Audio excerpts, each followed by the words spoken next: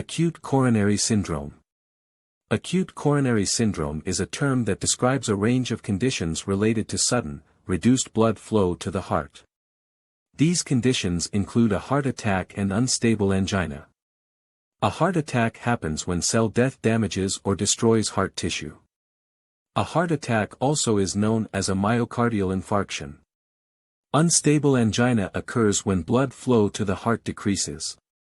It's not severe enough to cause cell death or a heart attack. But the reduced blood flow may increase your risk of a heart attack. Causes.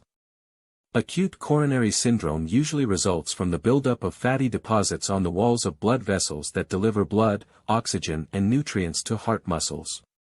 Fatty deposits also are called plaque. The blood vessels that supply the heart also are known as coronary arteries. When a fatty deposit ruptures or splits, a blood clot forms. This clot blocks the flow of blood to heart muscles. When the supply of oxygen to cells is too low, cells in the heart muscles can die. The death of cells results in damage to muscle tissues. This is called a heart attack.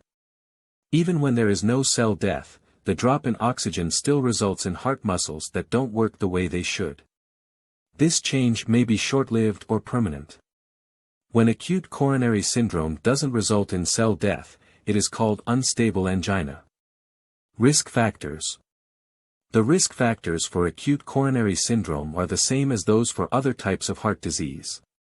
Risk factors include getting older, high blood pressure, high blood cholesterol, smoking tobacco, lack of physical activity, eating an unhealthy diet, obesity or overweight, diabetes, personal or family history of chest pain, heart attacks or stroke, history of high blood pressure, preeclampsia or diabetes during pregnancy and early menopause, COVID-19 infection.